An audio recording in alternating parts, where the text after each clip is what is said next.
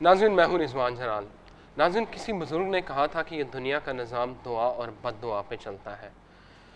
अगर यहाँ पे बुरे लोग हैं तो यहाँ पे अच्छे लोग भी मौजूद हैं, और उन्हीं एक जो अच्छे लोगों में से आज मेरे साथ मौजूद हैं अनुषा ताहिर भट्ट, जिन्होंने इस मुआशरे के जो नेगलेक्टेड लोग हैं, जो इग्नोर्ड जो लोग हैं, उनके लिए काम कर रही हैं, उनके लिए अपना घर, अपना टाइम, अपना पैसा, अपनी एनर्जीज उन्होंने वक्फ कर दी हैं।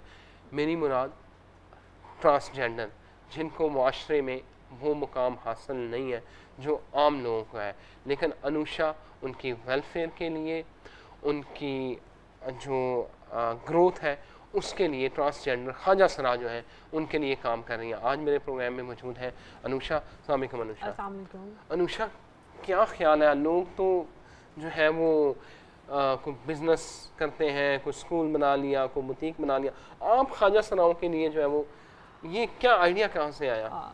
सबसे पहले thank you so much. Secondly, ख्वाजा सरा के लिए के साथ काम करना मेरा शुरू से एक ड्रीम था। मैंने खुद देखा था मोस्टली लोग यतीम बच्चों के साथ काम कर रहे हैं, बेवा औरतों के साथ, वुमेन एम्पावरमेंट में काम कर रहे हैं बहुत ज़्यादा।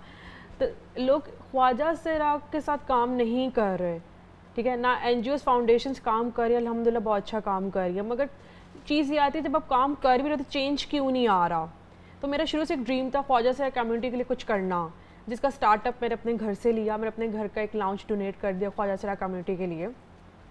देन इसलिए क्योंकि मैं चाहती थी कि जब वो हमारी तरह एक इंसान है, उनके भी हाथ पाँव वो कर सकते हैं, उनको अपॉर्चुनिटीज़ नहीं मिलती। ये चीज़ें मैंने फेस की। मैं जाती थी, बेसिकली मैंने कोविड-19 में राशन डिस्ट्रीब्यूट किए जाके इन लोगों को, तो मैंने देखा उनके पास अपॉर्चुनिटीज़ नहीं है, काम वो सब कुछ कर सकते हैं, तो लोग उनको अपॉर्चुनिटीज़ नहीं देते, उनको स्किल्स प्रोवाइड नहीं करते जिसकी वजह से वो कुछ कर सकें।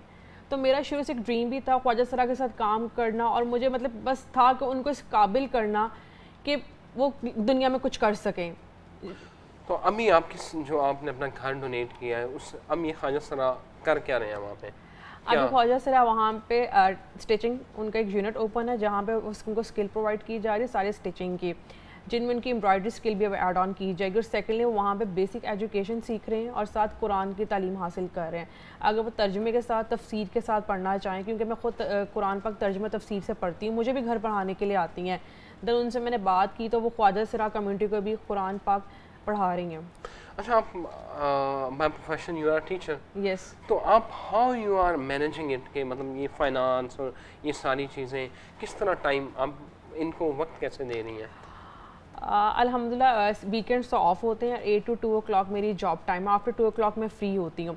उसमें मैं 2 o'clock के बाद मेरी 3 to 6 क्लास होती है। देन उसके बाद आपने पूछा फाइनेंशली मेरे फादर भी अल्हम्दुलिल्लाह मुझे बहुत सपोर्ट करते हैं। सेकेंडली मेरी क्योंकि मैं ये समझती हूँ जब मैं इस काबिल हूँ, अल्हम्दुलिल्लाह मैं वेल सेटल फैमिली से बिलोंग करती हूँ, मेरे फादर भी मुझे पॉकेट मनी दे रहे हैं, मैं और भी बिज़नेस कर रही हूँ, तो जब मैं इस काबिल हूँ मैं किसी के लिए 3-4 घंटे कहीं काम करके अर्न कर सकती हूँ, और मैं किसी कम्युनिटी के उन बुज़ुर्ग ख्वाजा सराओं को डोनेट करूँ जिनमें उनको मेडिकल मिल रहा है, जिनको राशंस मिल रहे हैं, तो मैं चाहती हूँ कि मैं उन लोगों को पे अपने पूरे अमाउंट डोनेट करूँ। अच्छा, ख्वाजा सराओं के हवाले से ये काफ़ी आपको पता सेक्शुअल एक्टिविटीज़ में इन्वॉल्व होते हैं, इनमें जो डिजीज़ का एलिमेंट है वो कितना है?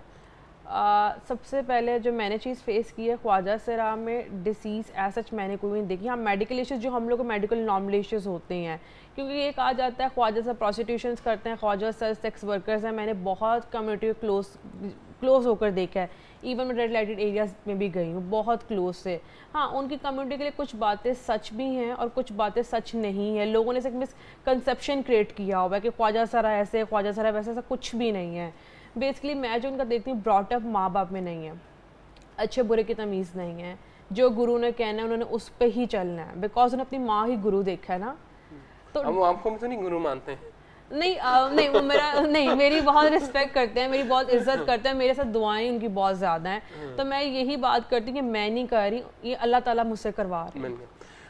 अनुषा, बहुत सारे ख्वाजा सर आपको देखा है कि बहुत सारी इलीगल प्रोस्टिट्यूशन में हैं, डेफिनेटली हमें खबरें मतलब KP में चले जाएँ, इवन लाहौर के अंदर भी जो है, और दूसरा ये चोरी वाले जो है उससे रोज़ खबरें आ रही होती है, ख्वाजा सर ने फ़लाँ की जेब काट ली, फ़लाँ को लूट लिया। तो ये वाले जब आप इसका इंटरेक्शन हुआ तो ये वाली चीज़ें आपने फेस की हैं? अच्छा, फर्स्ट ऑफ ऑल मैं बताऊँ, हाँ इनमें अच्छे लोग भी हैं, जैसे हम इंसानों में, हम लोगों में अच्छे लोग भी बुरे लोग भी हैं, इनमें भी अच्छे लोग भी हैं बुरे लोग भी हैं। इनमें वो लोग भी हैं जो प्रोस्टिट्यूशन में भी हैं, सेक्स वर्कर्स में भी हैं, वो लोग भी हैं जो 5 वक्त के नमाजी भी, जिन्हें हज भी किए हैं, जो इनके बुज़ुर्ग हैं। हाँ, ये चीज़ें मैंने फ़ेस की थी, मगर मैं उनकी गलती नहीं समझती। मैं इसलिए समझती बिकॉज क्योंकि हम लोग का शुरू ब्रॉटअप हुआ फैमिली में, उन लोगों को वो चीज़ मिली ही नहीं अपनी फैमिली से, तो किस तरह उनको अच्छे बुरे की सेंस होगी। तो डेफिनेटली वो इस इन्वॉल्व हैं, मगर वही बात है, उनको समझाने वाला, गाइड करने वाला कोई टीचर ऐसा नहीं है, कोई फॉलोअर, कोई वेल विशर, कोई उनका दोस्त, कोई ऐसा है ही नहीं जिनको समझा सके कि तुम जो काम कर रहे हो वो गलत है, ऐसा नहीं करना चाहिए, इस्लाम में चीज़ नहीं अलाउ। तो जब उनको सिखाने और समझाने वाले ने वो जो कर रहे हैं अपने लिहाज से बिल्कुल ठीक कर रहे हैं, तो हाँ ये चीज़ें फेस करनी पड़ती हैं हमें भी। अनुषा, कुछ लोग जो ख्वाजा सरा में भी है, और वो डेफिनेटली इनकी बदनामी का भी बायस बनते हैं कि जो होते तो मेल है और वो ट्रांसजेंडर बन के, और वो लोग भी आपके पास आ रहे हैं, या आप सिर्फ ट्रांसजेंडर जो मेडिकली है कि ये ख्वाजा सरा है? मेरे साथ जो ऑलमोस्ट काम कर रही हैं सारी फीमेल्स हैं, और प्रॉपरली ऐसे आती हैं, जैसे लिंक टू लिंक आती हैं मेरे पास। और जो आप बात करें बिल्कुल ठीक ऐसे भी हैं जो मर्द बनकर अब क्या कहते हैं बैगिंग कर रहे हैं। अब मुझे इनके साथ मैं 4 ईयर से काम कर रही हूँ, स्किल्स मैंने इनको जस्ट अभी 1-2 मंथ से प्रोवाइड की हैं, बट अब मुझे आइडिया हो जाता है बिकॉज गुरु अगर आप एक तो गुरु के उनके सामने नाम ले लो, कुछ उनकी वर्डिंग होती है, तो मुझे नहीं पता लग गई हुई है कि किस तरह उनको उनसे क्या बात पूछनी है, कैसे नहीं पूछनी। क्या पूछते हैं, मतलब लाइक गुरु से पूछना हो तो? सबसे पहले तो उनसे पूछते गुरु का नाम क्या है और किस एरिया से हो। तो जब उनसे एक गुरु का नाम होता है जो ऑनेस्ट बताते हैं, तो ऑलमोस्ट लाहौर में 100 ख्वाजा सर हैं जो मुझे जानते हैं, जिनके पास मैं जाती भी हूँ, ठीक है। तो एक दो और बातें जो मैं उनसे पूछ लेती हूँ, तो वो मतलब मुझे अपनी ही लैंग्वेज में बता देते, तो मुझे वहाँ से आइडिया हो जाता है। मतलब क्या होता है, मतलब मुझे नहीं पता, मैं एक लेमैन हूँ, क्योंकि आप तो 4 साल से काम कर रही हैं। हाँ, इनमें सबसे बड़ा डिफरेंशिएट जो आता है वो फीमेल्स का आता है, और ट्रांस मैन और ट्रांस वुमेन का आता है। तो बेसिकली वो खुद बता देते हैं कि उनका आइडिया हो जाता है। अब मुझे पता चल जाता है कि फीमेल है, ट्रांस वुमेन है, ट्रांस मैन है, मतलब मुझे आइडिया हो जाता है उसकी बॉडी लैंग्वेज, बॉडी स्टाइल देखकर।